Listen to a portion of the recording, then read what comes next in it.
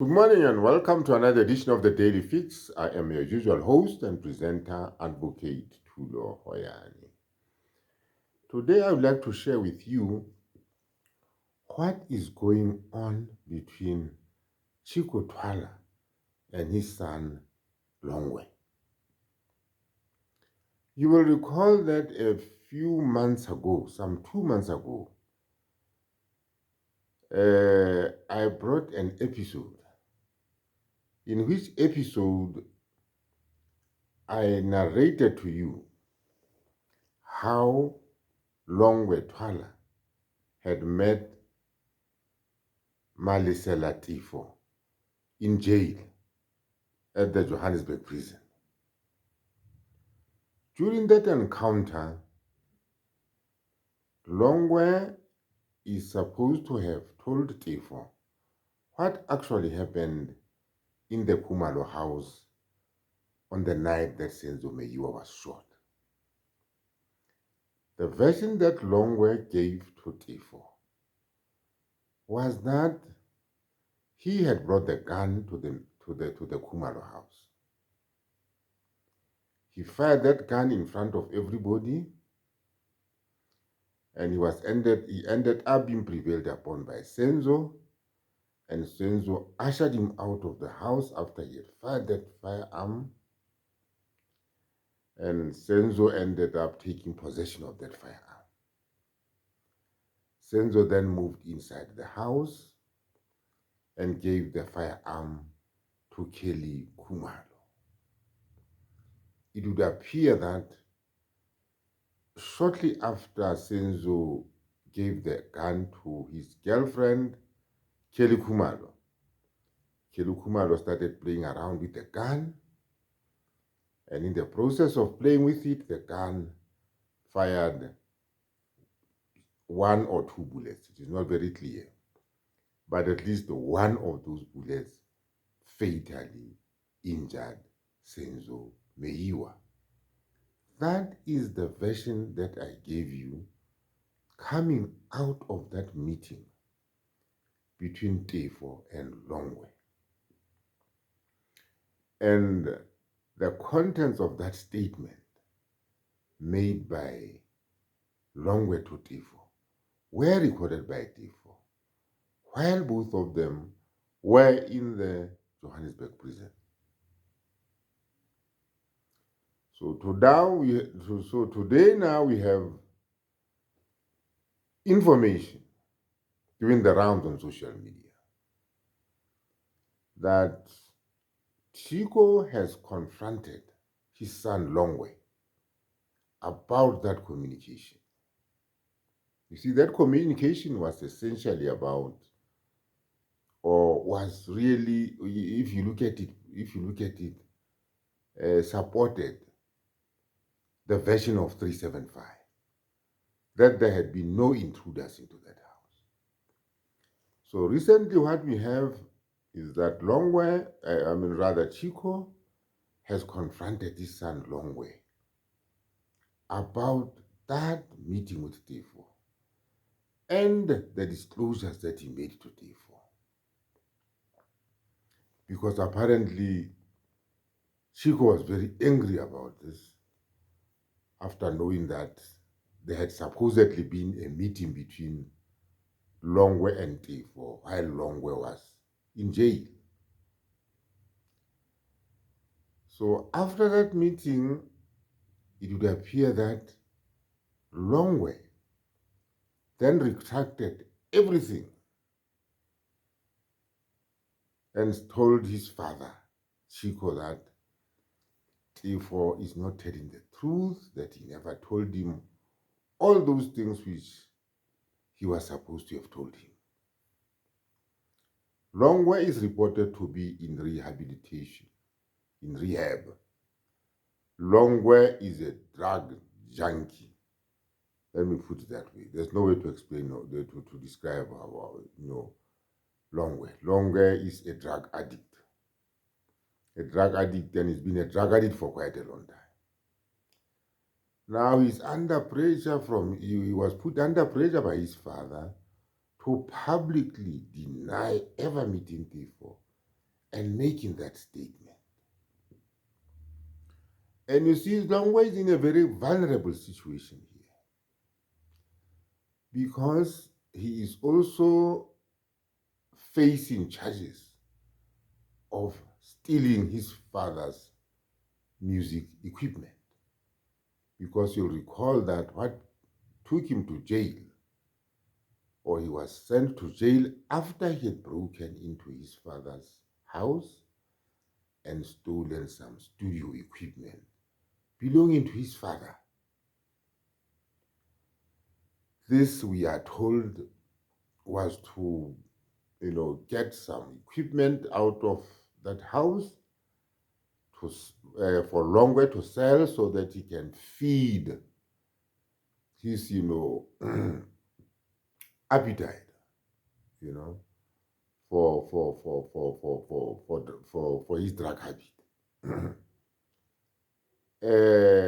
Longwe at this particular point in time is also reported to be very vulnerable because he is totally dependent on Chico.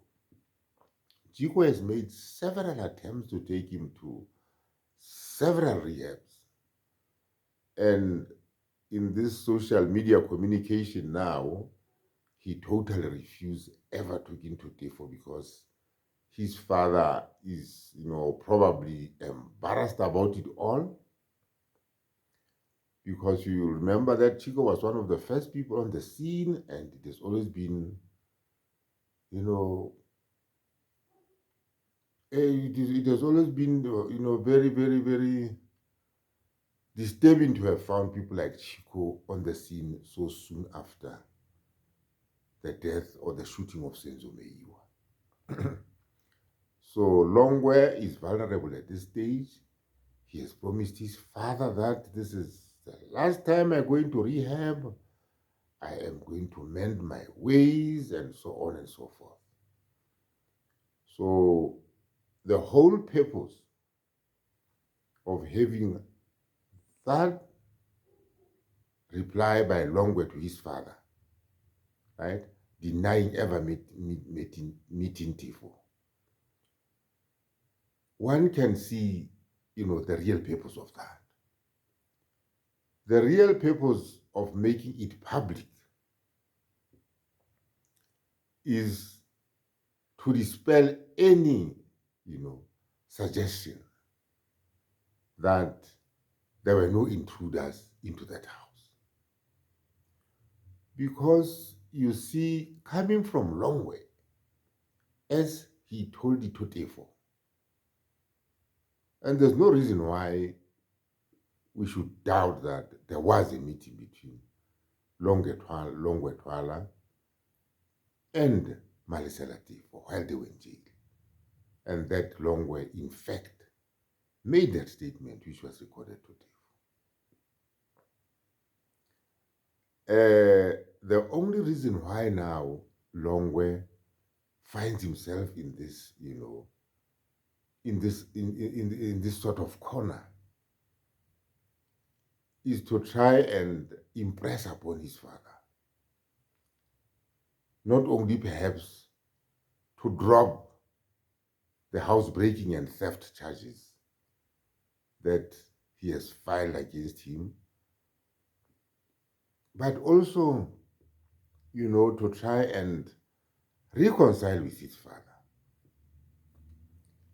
To say to his father, he has come off drugs, and that therefore was merely, he says in this latest communication to his father that, therefore is not telling the truth, and that he's taking advantage of the fact that he's a drug addict. And this is why he's been taken advantage of. So, but what I was trying to say is the whole idea is to make sure that none of the people in the house, remember, not only was Longwe in the house, but he had brought that firearm there. That is the narrative of 375. He had brought that firearm there, and that firearm belonged to Chico, and that it was an unlicensed firearm. So you see all this, if all this now, you see the Longwe was, spilling the beans, so to speak. He was, he was coming up with the version of 375. And as one of the people who were in that house and who had actually brought the gun to that house, he was best placed than most people in that house who have not shown any willingness to tell the truth about what happened on that fateful day, and how Senzo ended up getting shot. So this was a very explosive and dangerous angle Longo was coming from. But then what do we make of this latest statement on social media about Longwe denying that he ever met Defo in prison and that he ever made that statement? I think we must see it for what it is. And the other thing that you can ask yourself is, if Chico confronts his son about making a statement to Defo, why wouldn't they do it privately? Why wouldn't, Longwe give him the answer that he has given him privately? Why should, the statement or the retraction be made public? It is to ensure that the narrative of 375 never sees the light of day. Because, you see, ever since that meeting between Defo and Longwe in prison, people like Chico and the other people in the house, Kelly Kumalo, among some of the people in the house, some of these people were worried that, this is dangerous stuff coming from Longwe. Because if now Longwe is going to turn around and start saying that he brought a gun to the Kumalo house, and that is the gun that ended up shooting Senzo Meyiwa, that would be explosive and very dangerous for those who have always wanted to sweep the version of 375 under the carpet. Because those behind 636, those who are protecting Kelly Kumalo, will not hear a thing about Doga 375. This is why now Longwe, is sort of now being pressured into denying ever making that statement, let alone ever meeting Defo to make that statement. But that statement stands. That statement stands. Because what can we read into the latest statement coming from Longwe? We can only surmise that he's under pressure. He's under pressure to give some explanation, to deny that he ever met Defo. Because you see, the disclosures that he made to Defo are very explosive. Now we have it on record. We have it as a written statement recorded by Malisela Defo, given by Longwe. So this latest communication coming from Longwe to deny the earlier statement, or, informal confession about the truth of what happened in the Meyiwa house,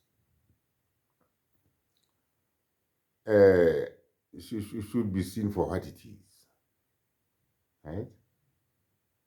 The initial position taken by Longwe still stands. And it is apparent that he's vulnerable, he's in rehab, and, you know. He's totally dependent on his father, and you know, his father can get his way around him. Like I said, Longwe is a total wreck. He's a drug addict. So that is the latest that we have. You see, a concerted effort on the part of some people to ensure that the narrative that there were no intruders into that house never flies, so that we are forever stuck with the narrative of 636. But it will all come out. Remember in the last video that I made, people like Ininda now are making, you know, ridiculous allegations or threats, not threats rather, ridiculous statements, right? That, you know, their lives are under threat and so on and so forth. So this Meyiwa thing will twist and turn. But at the end of the day, we'll get to the bottom of everything. Having said that, let me thank you for all the views that I'm seeing, for all the subscriptions that I'm seeing.